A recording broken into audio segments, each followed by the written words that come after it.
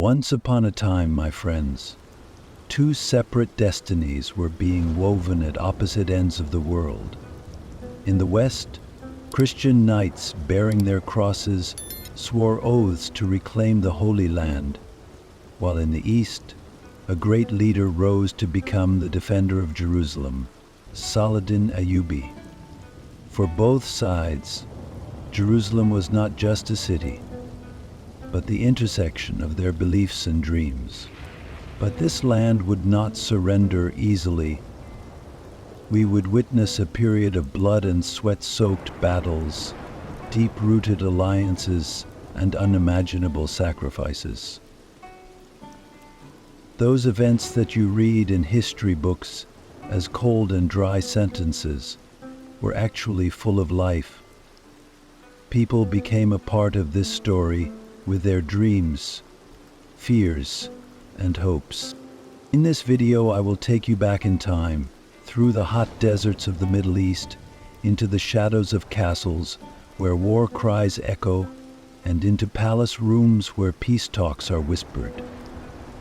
Saladin's story is not just about the victories of one commander. He was a representative of a time when different cultures, religions, and ideals collided. And of course, he was up against a legend like Richard the Lionheart. Come on, get ready. These lands hide not only battles, but also strategies, sacrifices, and all kinds of human emotions. First stop, the foundation of the Kingdom of Jerusalem. But first, how did this land become the scene of such a struggle? My friends, the story of the land is sometimes written in blood, sometimes in faith, sometimes in reason. I will now take you back almost 1,000 years to the ancient lands of the Middle East. Under the blazing sun, the holy city of Jerusalem was once again set to play a leading role on the stage of history. This time, however, those preparing to take the stage were coming from far away. Europe's cross-bearing warriors, the Crusaders. By the end of the century, the kingdoms of Europe were tired of their internal conflicts, and the people were in despair, looking for salvation. It was in this environment that the call of Pope Urbanus II spread like a spark. At the Council of Clermont, it was explained that Jerusalem was in Muslim hands, and a call was made to the Christian world. Take back the Holy Land. This call was not only a religious duty, it was also a new hope, a promise of a new life for many nobles and peasants in Europe. For those who had lost their land, their family, or their status, this journey was an opportunity for both earthly and ethereal salvation. This crowd moving from Europe was not exactly an army. Besides knights in armor, there were peasants, clergy, and even adventurers. After a difficult journey, in 1099 they finally arrived at the gates of the holy city of Jerusalem. The city was then under the control of the Fatimid Empire. The Fatimids, exhausted from their conflict with the Seljuk Turks, were ill-prepared to defend Jerusalem. The Crusaders showed terrible determination during the siege. Despite hunger and thirst, they eventually managed to breach the city walls. Jerusalem fell to the Christians after a bloody massacre. This victory was greeted with great enthusiasm in Europe because Jerusalem was once again under Christian rule. But the capture of Jerusalem was only the beginning. After this victory, the Crusaders set about establishing their own political order.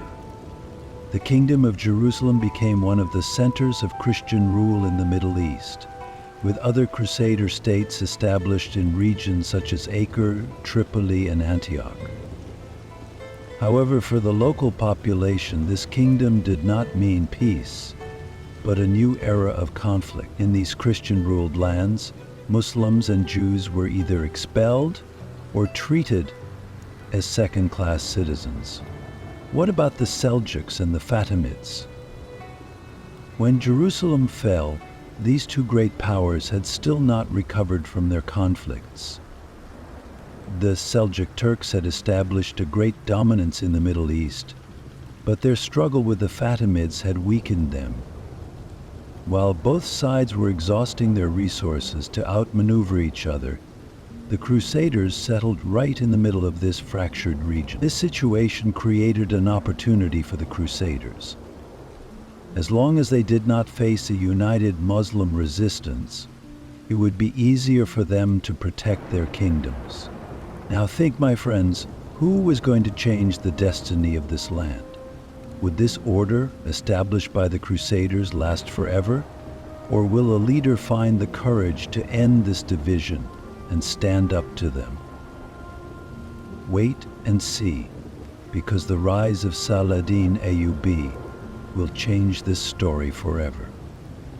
Not at all on my account, my friends, said Falconer. Ah, my friends, as we open the dusty pages of history, some names stand out. They shine like stars and are remembered forever. And now I will tell you about such a star, Saladin Ayyubi. His story is one of faith, courage, and determination to reunite a people. I will tell you how a leader was born in an Islamic world once torn between the Fatimids and the Seljuks, threatened by the Crusaders. In the mid-12th century, the Islamic world was in deep chaos. While the Seljuk Turks in the north were fighting against the Eastern Roman Empire and the Crusaders, the Fatimid Caliphate in the south was struggling with its own political and sectarian problems. The Fatimids were a Shiite sect, and the divide between them and the Sunni majority was deep. They were ruling in Egypt, but their power had weakened and their authority was shaken. It was against this backdrop of turmoil that Saladin, who would change the course of history, appeared on the scene. Saladin Ayyubi was born in Tikrit in 1137 or 1138. His father, Najmuddin Ayyub, was a powerful Seljuk commander. The young Saladin received both a military and religious education, but his greatest teacher was life itself. The loss of Jerusalem to the Crusaders had left a deep wound in the hearts of Muslims. Saladin believed that this wound had to be closed, but to achieve this, he first had to unite the Islamic world. This task could not be accomplished by the sword, nor by sheer force. It required far-sightedness, diplomacy, and faith. Saladin had it all. By 1171, Saladin had brought an end to the Fatimid Caliphate in Egypt and ushered in a major change in the Islamic world. The Fatimids had ruled Egypt for centuries, but their rule was about to collapse. Saladin pursued a clever strategy to hasten this collapse. He served as Fatimid vizier, but behind the scenes he was looking for ways to bring Sunni Islam back to Egypt. Finally, after the death of the Fatimid Caliph in 1171, Saladin officially ended the Shia Fatimid Caliphate. In Egypt, khutbahs were now read in the name of the Abbasid Caliph. This was not only a political victory, but also an ideological turning point. After the fall of the Fatimid Caliphate, Saladin turned his eyes to Syria. Egypt and Syria had to unite to form a strong alliance. Thanks to his honesty and leadership skills, he won the trust of both the people and the soldiers. He brought the regional lords together and ended the conflicts between different tribes. Saladin's greatest achievement was to unite not only the land but also the people. Under his leadership, Muslims began to unite for a common cause against the Crusaders. However, Saladin's achievements were not based solely on his military genius. His justice, generosity, and compassion even towards his enemies, made him a leader ahead of his time. Even his enemies revered Saladin, and the Crusaders spoke his name with admiration. In uniting Egypt and Syria and forging a powerful alliance, Saladin ruled not only with his sword, but also with his faith and vision. But my friends, the story of Saladin does not end here. For his real test would be his fight to liberate the holy city of Jerusalem from the Crusaders. But would this great leader succeed in taking back Jerusalem? How would he use his sword and his faith against the Crusaders?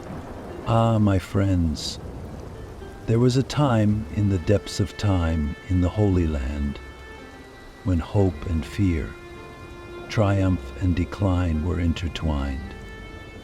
The kingdom of Jerusalem and the other Crusader states, soaring with the fervor of the First Crusade, once seemed like a sturdy fortress.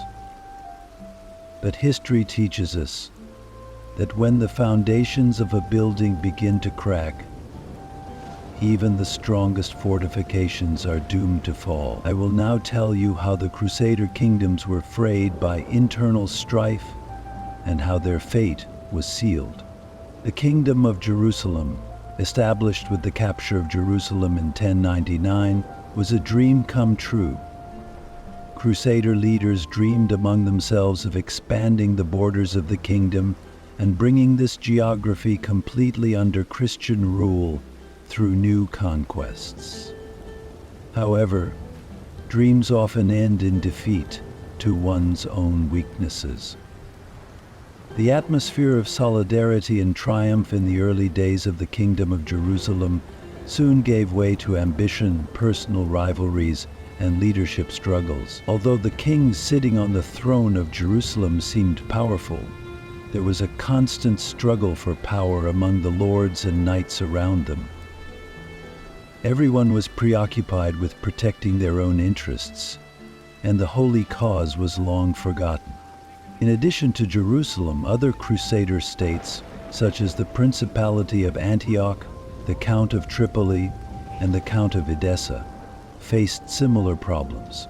Each of them, in an effort to assert itself as superior to the other, acted as independent fortresses, preferring conflict to cooperation. This fragmentation not only provided opportunities for their enemies, but also exacerbated internal unrest. In particular, the personal ambitions of the leaders seriously weakened the Crusaders' defenses. Imagine that one king or earl could not enjoy the success of another, and even the knights who participated in the Crusades would turn against each other in pursuit of spoils. This division did not point the way to victory, but to an inevitable collapse. Moreover, internal conflicts were not limited to the Crusader lords. The Kingdom of Jerusalem was not united enough to defend against external threats. At a time when a leader like Saladin was rising, such weakness spelled disaster for the Crusader states.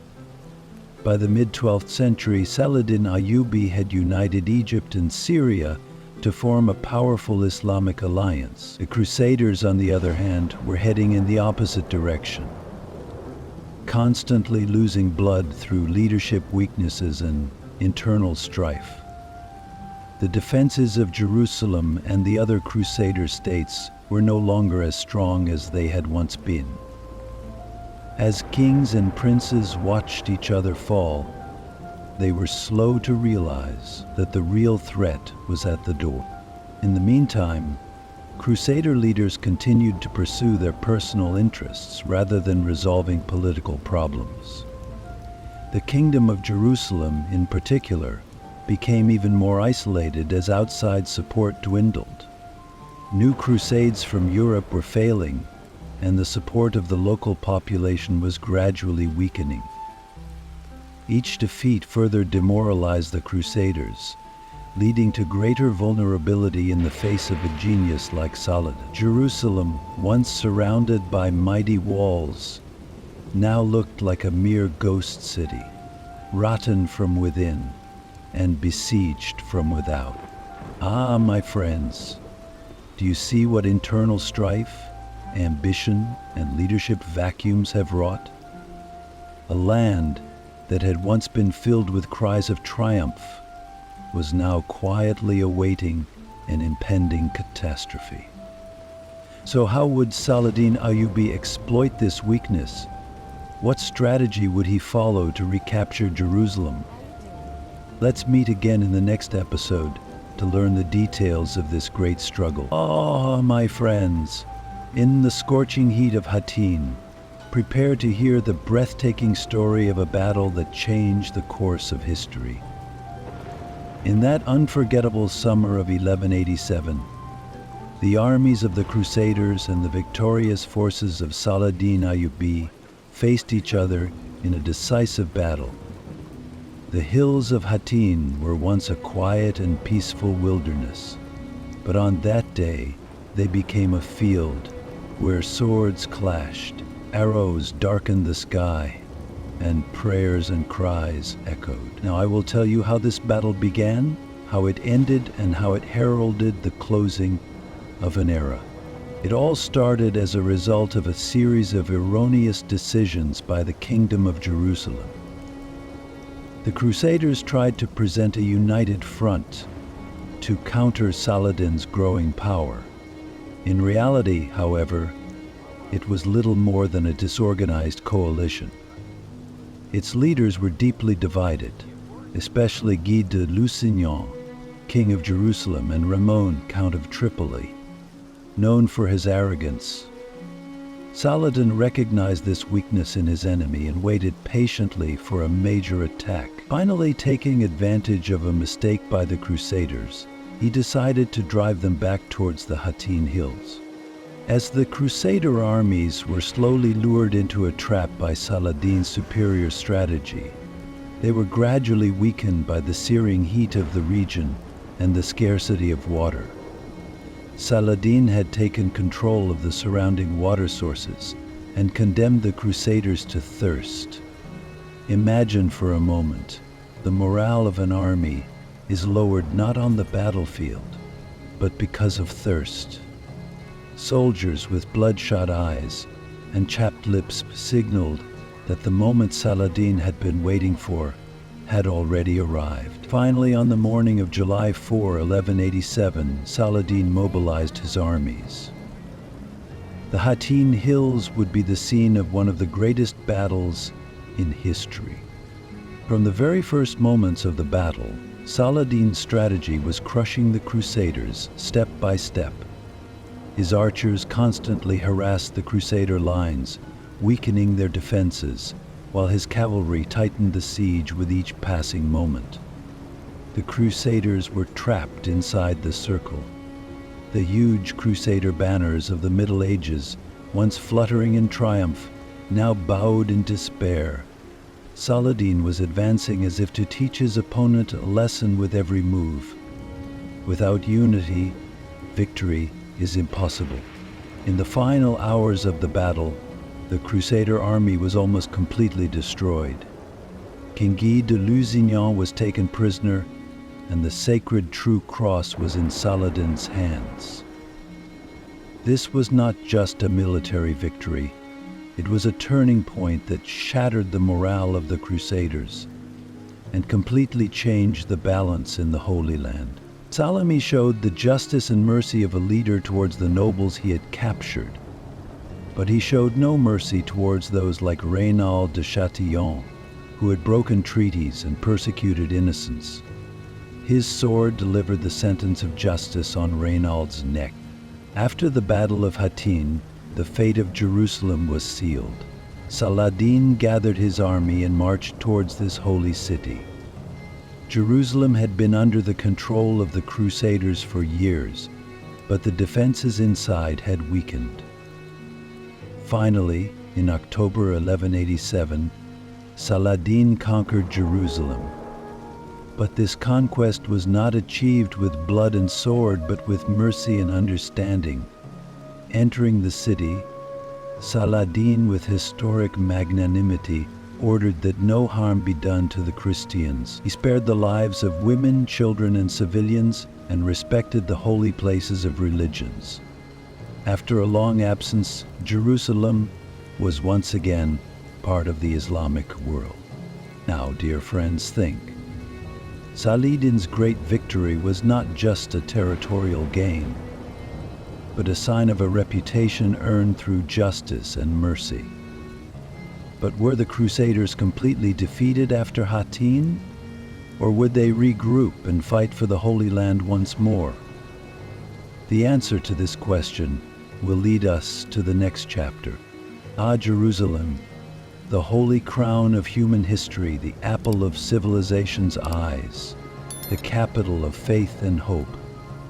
But when this holy city fell in 1187, not only the land, but also dream that the West carried in its heart was destroyed. When news of Saladin's conquest of Jerusalem reached the West across the warm waves of the Mediterranean Sea, it sent shockwaves through the Christian world. This was not just a military defeat, but a spiritual devastation. For Christians, Jerusalem was not just a city, but the place where Christ lived, was crucified, and rose again. Its loss deeply wounded the faith of millions of people. One of the first to hear the news was Pope Urbanus III. It is said that when the news of the fall of Jerusalem reached the Pope, he was walking on the stony roads of Rome. It is said that as soon as the messenger finished his words, the Pope's face paled, his knees trembled, and his heart stopped beating, unable to bear the heavy burden.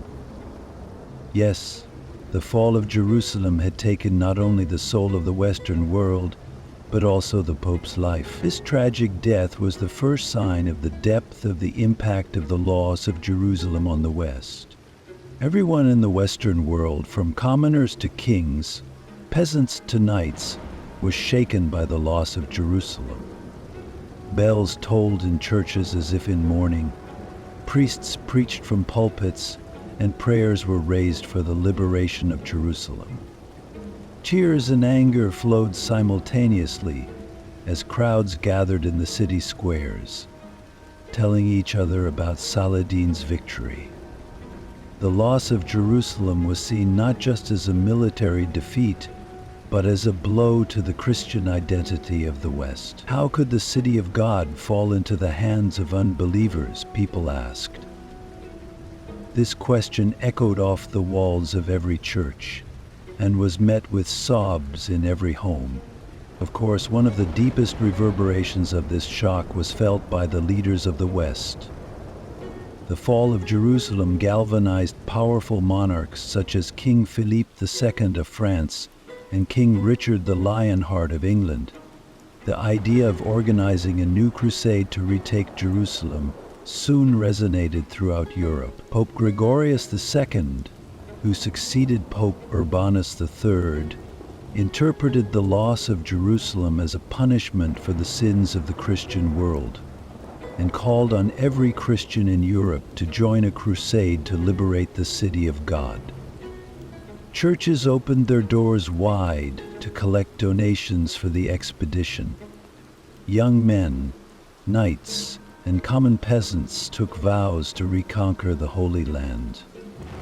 But this was not just military preparation. Europe was preparing for both a physical and a spiritual battle for Jerusalem. But would this deep convulsion and the desire to retake Jerusalem really unite the West enough to mount a successful campaign against Saladin's power? Or would the internal strife and divergent interests of the Christian world condemn this holy mission to failure? These are the questions we will seek to answer on the next page of history. Now it is time to heed the call that changed the course of history. After the great catastrophe of 1187 that resulted in the loss of Jerusalem, the Western world was in deep silence and shock. But this silence did not last long. By 1189, the lands of Europe were once again preparing to take up arms in the name of God.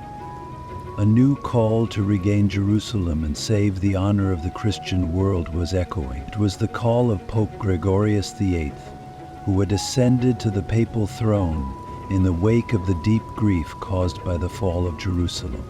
From within the majestic walls of St. Peter's Basilica in Rome, the Pope delivered a speech that set hearts aflame. He said that the loss of Jerusalem was the result of the sins of the Christian world, but that there was still a chance for redemption. He declared that God was waiting for brave hearts to fulfill this holy mission. His words were not only a religious command, but also a battle cry. The Church sent messengers to carry this call across Europe. In the palaces of kings, village squares, and churches, the Pope's message echoed: "Unite to save Holy Jerusalem." This campaign was very different from the previous Crusades. Europe's most powerful leaders could not remain indifferent to this call. King Philippe II of France, King Richard the Lionheart of England, and Holy Roman Emperor Friedrich Barbarossa were the first to respond to the Pope's call. The three great leaders gathered their armies and declared that they would undertake this holy mission. But this decision was not just a declaration of war. It was also a diplomatic balancing act, for each of these leaders was taking part not only in the name of God, but also to demonstrate the power of their kingdoms and to expand their political influence. European cities, villages, and towns became centers of mobilization. Churches overflowed to bless those who would join the battle. Knights donned their iron armor, while peasants grabbed whatever they could find and prepared to join the Crusader army. Caravans full of horses and weapons could be seen on the trade routes. Women could not hold back their tears as they sent their husbands and sons to the Holy Land. But they believed that this sacrifice was in the service of God. With the Pope's call, the Church made a great effort to finance the expedition. Taxes were raised, nobles sold their land to raise the funds necessary to join the war. Everyone, even the most ordinary peasant, had a stake in the campaign. The Pope aroused both fear and hope in the hearts of the people with his promises of forgiveness for the sins of Christians and access to heaven. However, not everything was so easy. The gathering of armies, the balancing of the interests of different kingdoms, and the logistics of the journey were a problem in itself. The three great leaders were trying to agree on a grand plan to unite the Crusader armies and set off for the Holy Land. But was it possible for so many powerful and independent personalities to work together? Would the desire to save Jerusalem overcome the personal ambitions and rivalries of these leaders? Or would Europe's largest Crusader army be defeated by internal strife before it even set out? The answer to these questions is hidden in the next scene of history. Friends, let me take you to the story of two mighty leaders who once ravaged the battlefields of Europe. One of these leaders was the legendary Richard the Lionheart, a man whose heart overflowed with courage. The other is the Holy Roman Emperor Friedrich Barbarossa, wise as an old wolf, whose might made empires tremble, but their paths crossed with very different fates. Richard, newly crowned King of England, had become the hope not only of his people but of all Europe. Standing on his gigantic horse, in his eye-catching armor, he was not just a king, he was a warrior. When he heard the Pope's call, he did not hesitate to say, "Jerusalem will be saved by my sword," and began preparations for the campaign.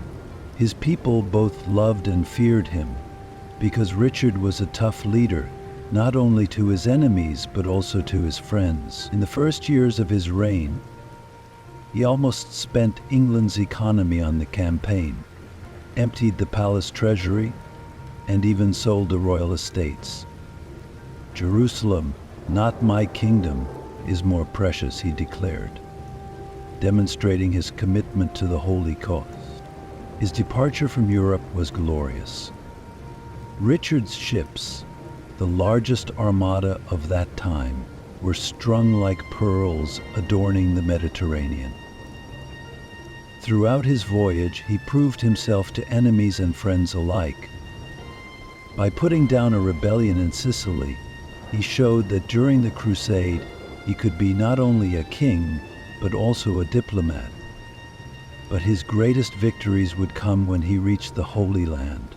As Richard the Lionheart outsmarted his enemies with his wit and courage, the morale of the Crusader army grew with each passing day. Every battle became a song, every victory a legend. His leadership witnessed the birth of not just a king, but a legend. Now, let's get to the other side of the story. Friedrich Barbarossa, almost 70 years old, was still a mighty warrior. As Holy Roman Emperor, he ruled not only the land, but also the hearts of his people. When he heeded the Pope's call, "The last thing I can do at my age is to make a sacrifice for God," he rallied his army. Tens of thousands of German warriors set out for the Holy Land under his leadership. His march, like a flood, swept away everything in its path. By the time he reached Anatolia, he had easily crossed the Seljuk lands and triumphed over the Muslim armies.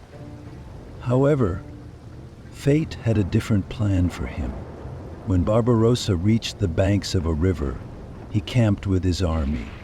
But in the early morning, as he entered the cold waters of the river, his horse lost its balance and was swept away by the current. The brave emperor drowned in front of his soldiers. This news deeply shook his army. Having lost their leader, the German soldiers began to disperse one by one. The campaign that started with tens of thousands turned into a shadow with Barbarossa's death. The dream of liberating Jerusalem was over for his soldiers. But his name remained in the pages of history as a hero who will never be forgotten. Now, dear listeners, think Richard the Lionheart, who wrote a story of triumph on the one hand, and Friedrich Barbarossa, who met a tragic end on the other. How would the course of history be shaped when the paths of these two leaders met in the Holy Land? And with a genius like Saladin standing in Richard's way, what would be the outcome of this campaign?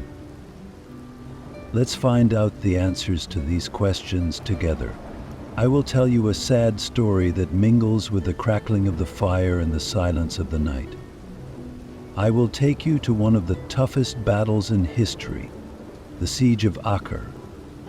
As you travel along the dusty roads of that period, you will hear the tired breathing of the Crusader armies, admire Saladin's strategic intelligence, and witness the shuddering realities. Let's start if you are ready. The year was 1189. The Christian world was still feeling the pain of the fall of Jerusalem to Saladin. This situation was unacceptable. With the call of Pope Gregorius III, the Third Crusade began, and soldiers from all over Europe set out to reclaim the Holy Land. This journey led to the city of Acre, the heart of the Eastern Mediterranean, where one of the longest and bloodiest sieges in history began. Acre was a strategic port and fortress city for the Islamic world under Saladin's control. For the Crusaders, it was a key point on the road to Jerusalem. It had to be taken at any cost. The Crusader armies had come to the walls of Acre in a hodgepodge of soldiers from different nations. From England, France, and Germany, the armies were made up of knights, foot soldiers, and even common farmers. They were led by Richard the Lionheart and King Philippe II of France. Richard's courage in battle was legendary, as was his leadership. But it was the blood spilled on the walls of Acre and the struggle for survival that was the real epic on the battlefield. The siege lasted 2 years. Yes, for 2 years the soil in front of the walls of Acre were soaked in blood. The initial attacks were fruitless. Saladin's armies protected both the internal defenses and the supply lines to the city from outside. The siege was not just a battle of patience, it was a battle of wits, resources, and courage. As the Crusaders tried to take the city with siege towers, catapults, and massive trench digging, Saladin's army fought back at every turn. There were moments when the echo of a catapult stone would shake the morale of both armies. Some nights the walls of the city were a sea of fire, siege engines, flame-fueled arrows, and unrelenting hatred on both sides. But this siege was a hell, a test not only of weapons, but also of hunger, disease, and endurance. Dysentery had broken out in the Crusader army. Soldiers were starving. At the same time, Saladin's reinforcements were also facing a shortage of resources. Fighting in these conditions was mind-numbing and soul-destroying. Soldiers on both sides began to lose their humanity in the long wait. By 1191, the balance had begun to shift. Richard the Lionheart tightened the siege with experienced soldiers from England. Under his leadership, the attacks were more disciplined and effective than previous failed attempts. Richard showed his mastery not only on the battlefield, but also at the diplomatic table. While the Muslim defenders of the city waited for help from outside, the walls slowly began to fall under Crusader control. Finally, in the summer of 1191, the exhausted defenders of Acre surrendered. The city had fallen, but victory was written in blood.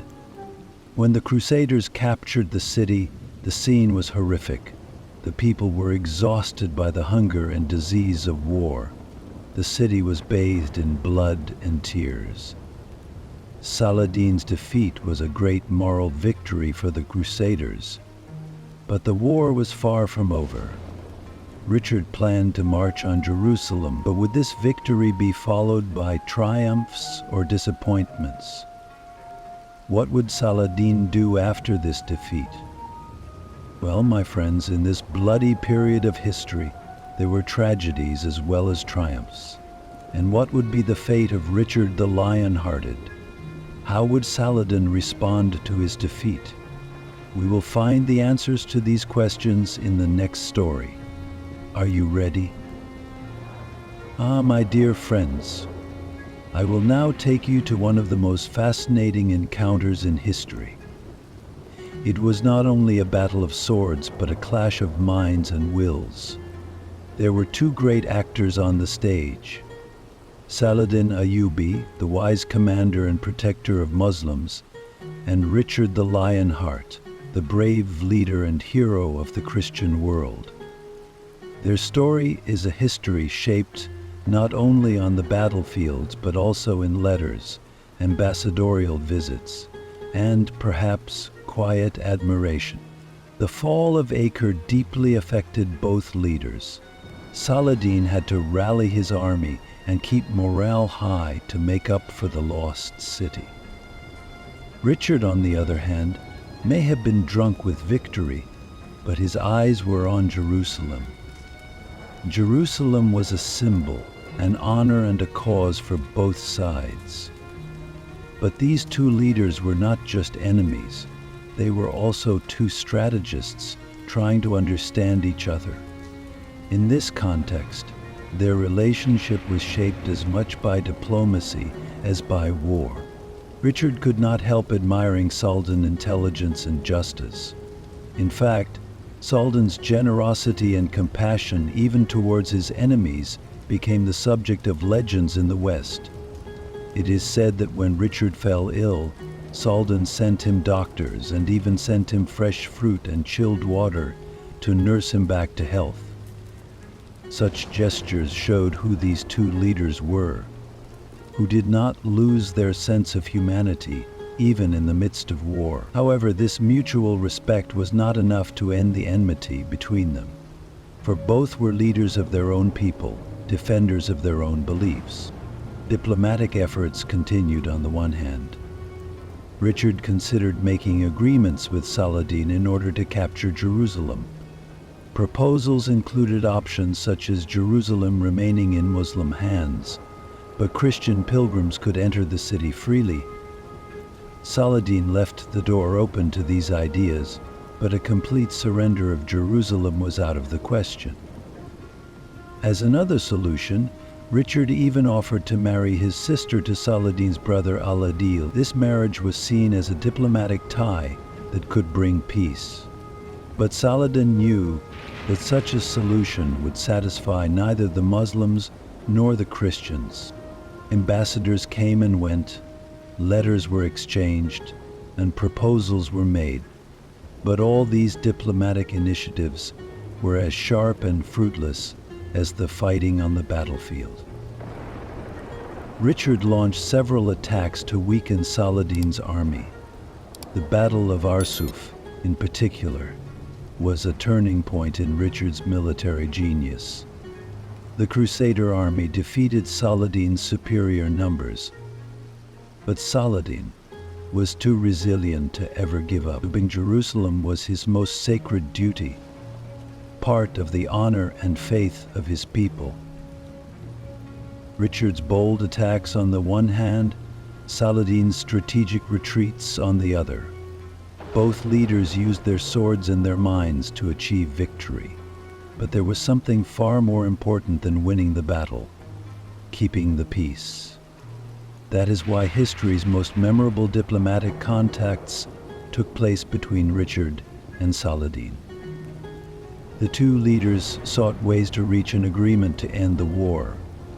Both sides had suffered heavy losses.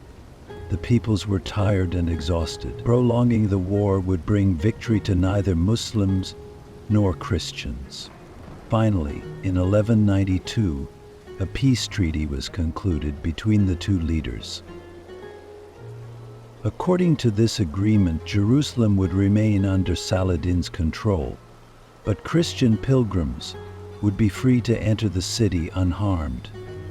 This was a victory of sorts for both leaders. By protecting Jerusalem, Saladin had preserved his reputation as the leader of the Muslim world. Richard had ensured the continued presence of Christians in the Holy Land and saved his troops from a grueling war. But my friends, the story of these two great leaders does not end here. Peace may have been achieved, but how long that peace would last was a big question.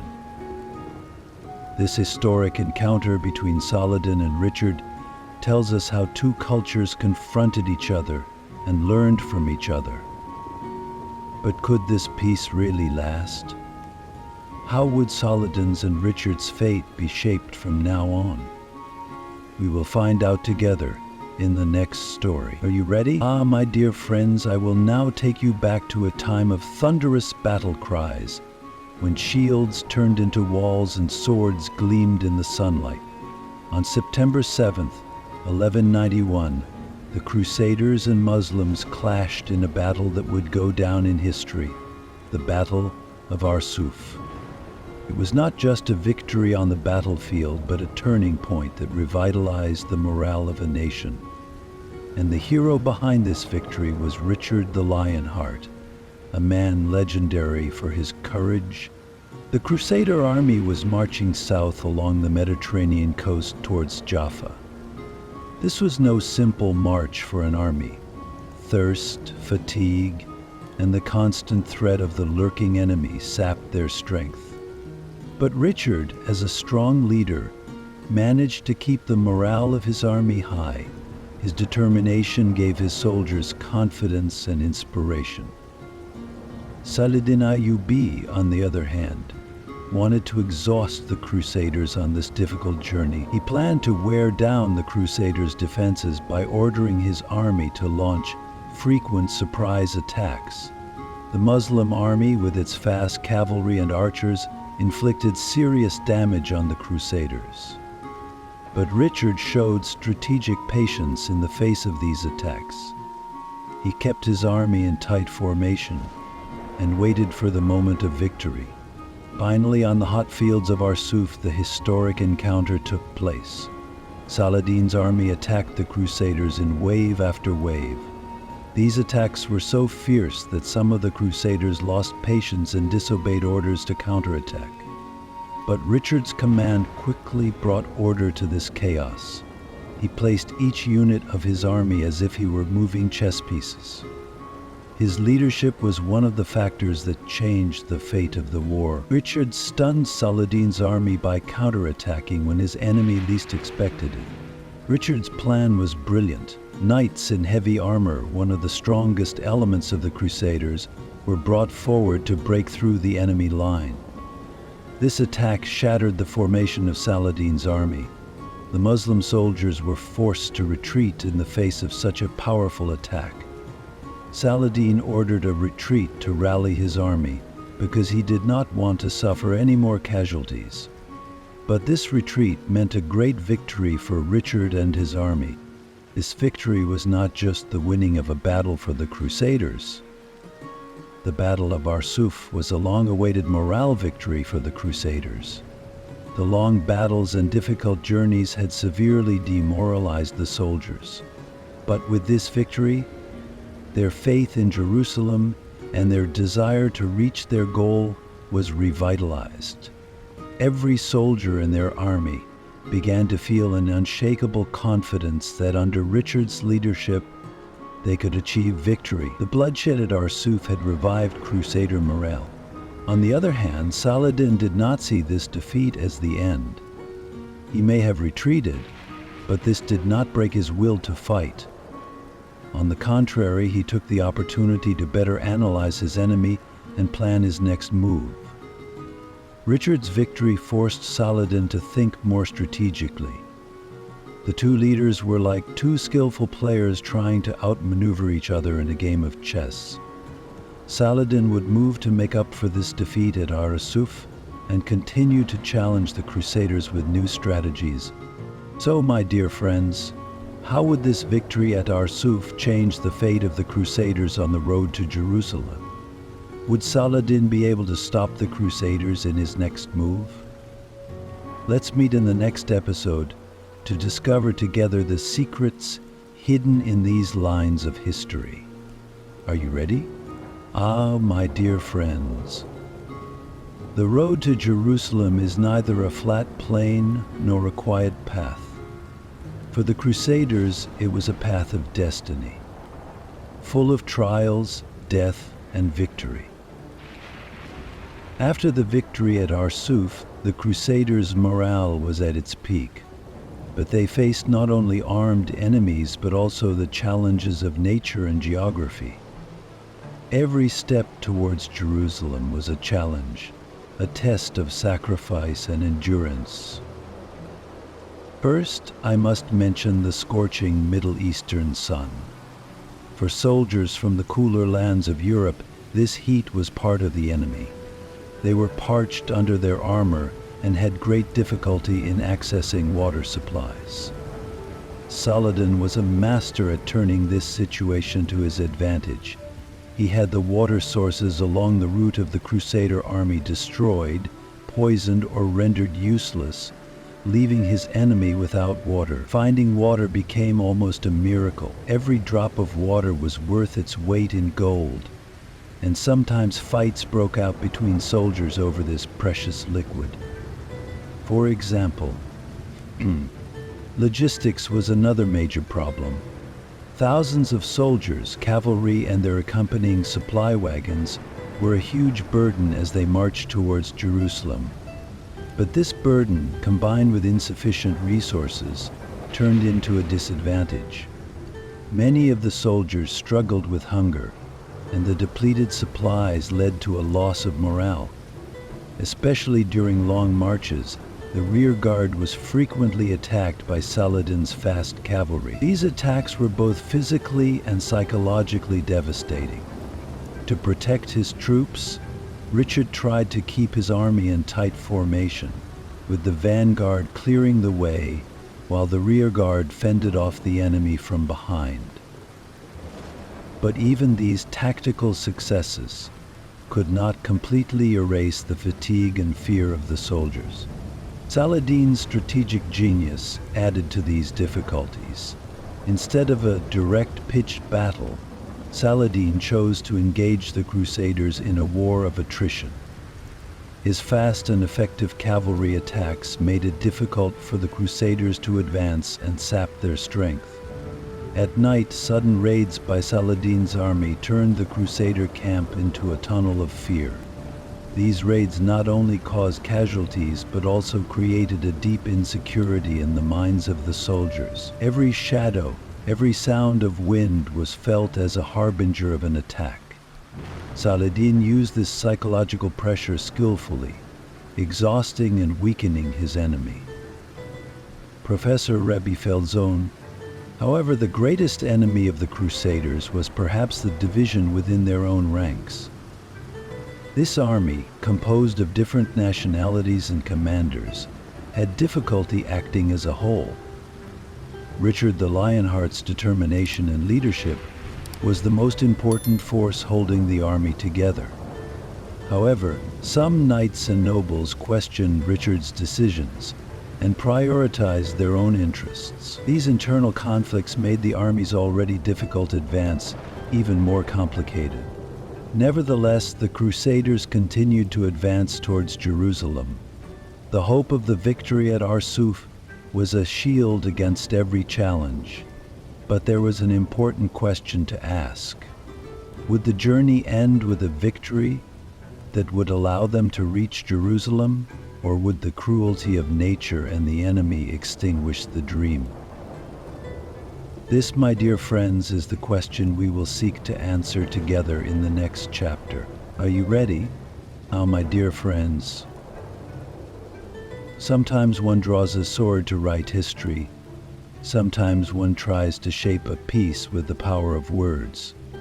But when it comes to a holy city like Jerusalem, neither swords are sharp enough, nor words strong enough. For the Crusaders, the victory at Arsuf and the growing excitement as they approached Jerusalem, leaving behind disappointment and endless strife. Leaving behind disappointment and endless strife. As Jerusalem approached, the first major challenge facing the Crusader armies was Saladin's strategy of defending the perimeter. The fortifications around Jerusalem and Saladin's well-prepared defense plans made it almost impossible to risk an attack. The Crusaders had considered laying siege to the city, but it would have been a long and exhausting effort. Supplies were in short supply. The soldiers were tired, and morale was dwindling with each passing day. The Crusaders did not even have time to assemble the means and resources for a siege, while Saladin's army stood ready behind the city walls. Meanwhile, growing discord among the Crusader leaders further shook the army's organization. Although Richard the Lionheart's determination and leadership had brought success in many battles, other European leaders were reluctant to accept his authority. King Philippe II of France had turned back with his army after a series of disagreements on the road to Jerusalem, severely weakening the Crusaders' power. Among those who remained, there was constant rivalry between counts, dukes, and knights from Germany, England, and other kingdoms. Each of them put their own national interests above Jerusalem. This army, which seemed to be united in a common cause, was in fact a divided community. Saladin was patient. He planned to turn Jerusalem from a bloody battlefield into a diplomatic zone of peace. The correspondence between Richard and Saladin and the meetings with envoys showed that both sides were willing to settle for an agreement rather than a war.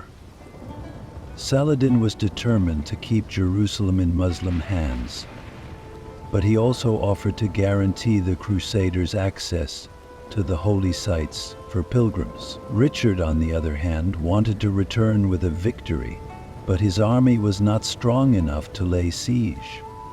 After protracted negotiations, an agreement was reached between the two leaders.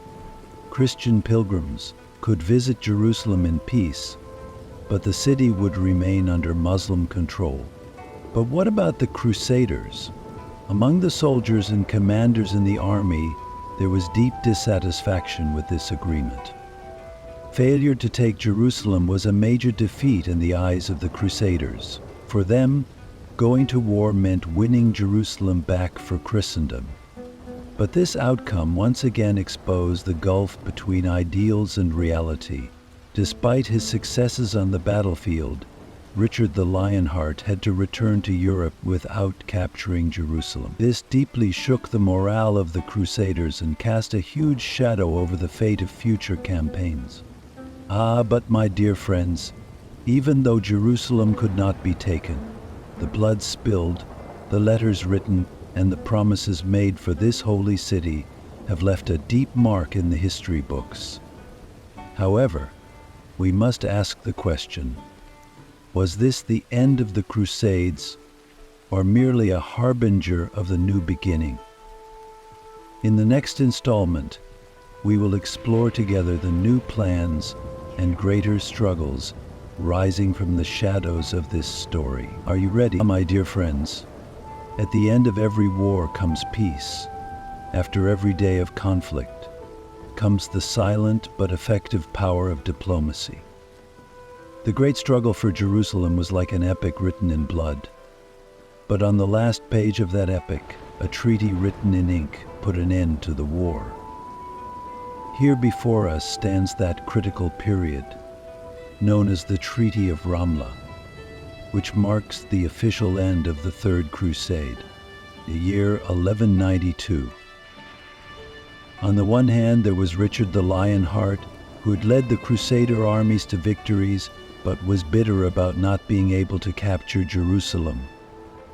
On the other hand, there was Saladin Ayyubi, who had managed to protect Jerusalem, but had worn out his army with constant fighting. Both sides were exhausted. Months of battles, sieges, and pitched battles had strained not only the armies, but also the will of the leaders. Richard could no longer muster the strength to fight because of the physical and moral condition of his soldiers. Saladin, on the other hand, had achieved his goal of defending Jerusalem, but the constant threat posed by the Crusaders caused him to seek a different path.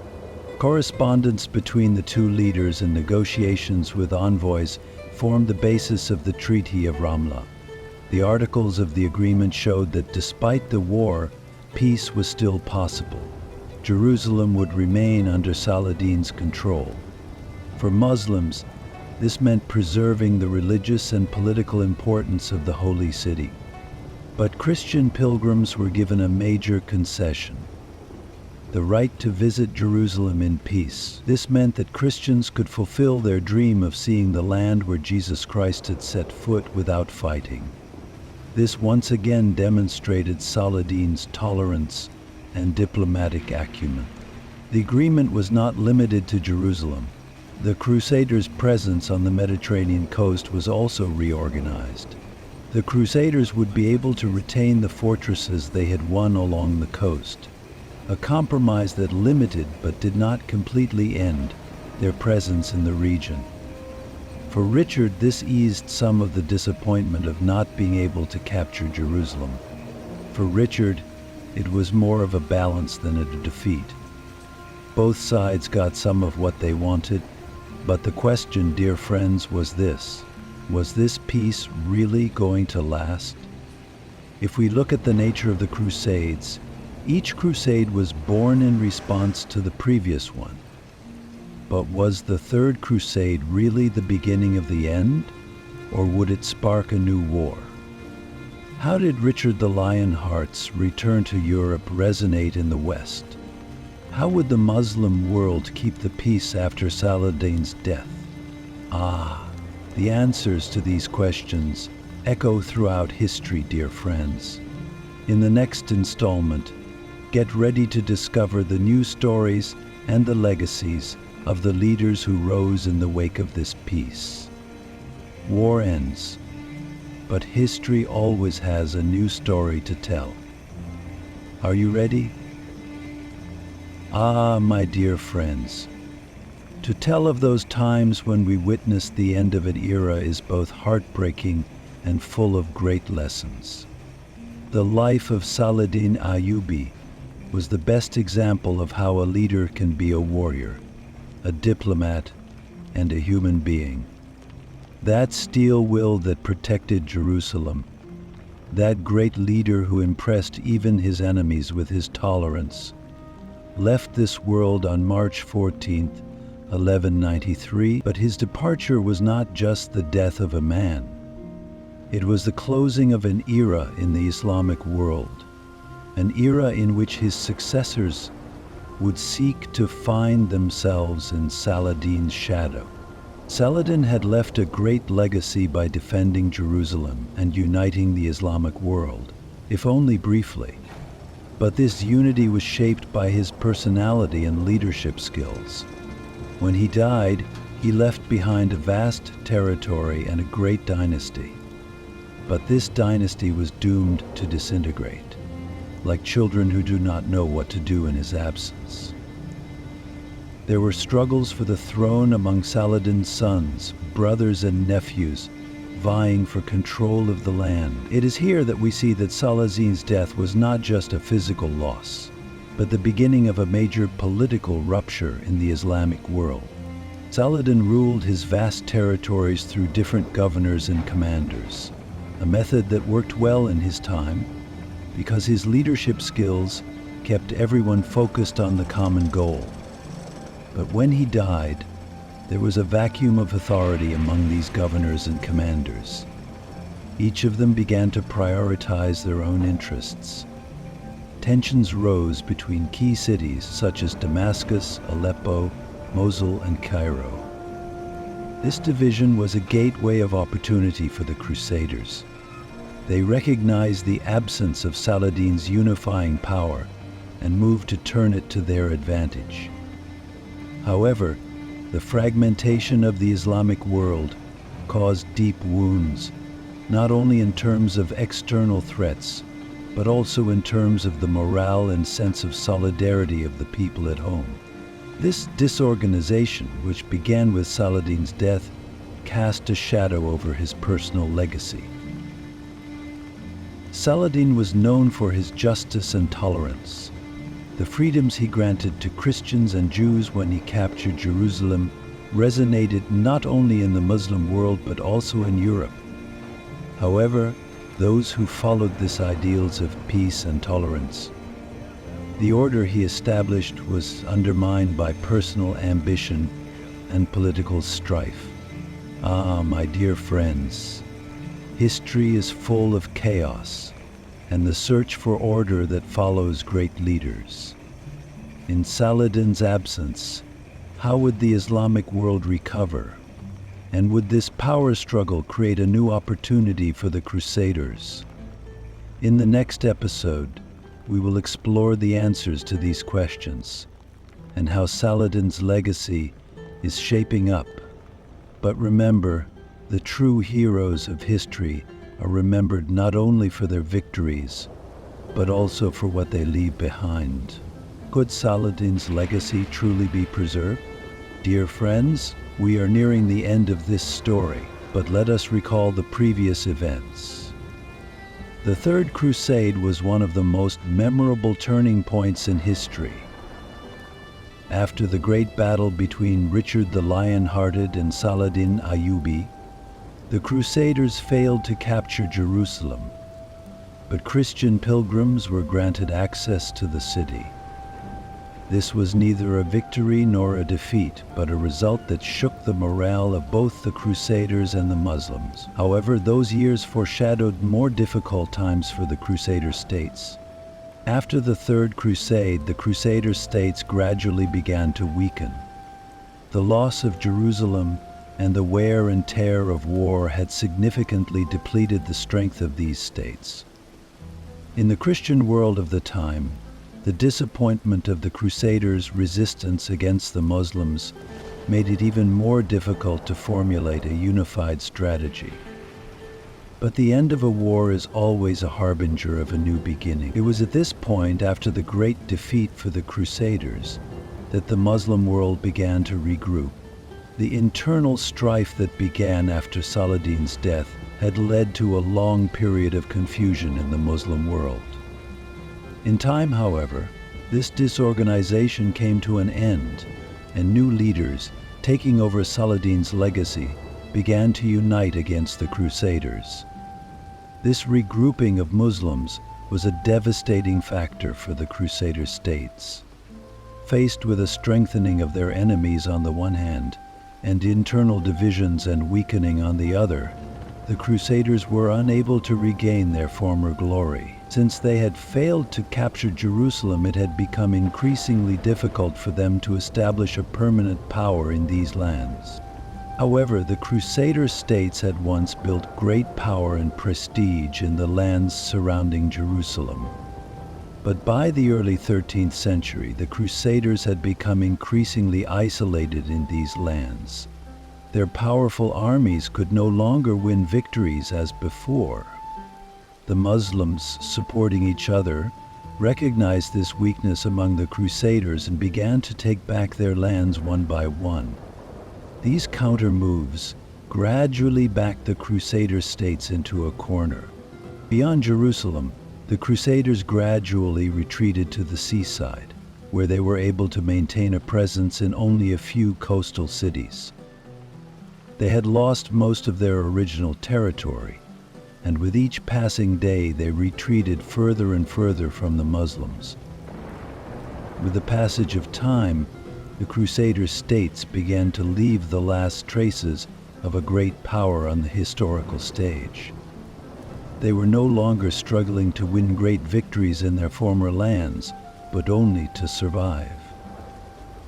The marshals, this was a harbinger of a great decline despite their glorious past.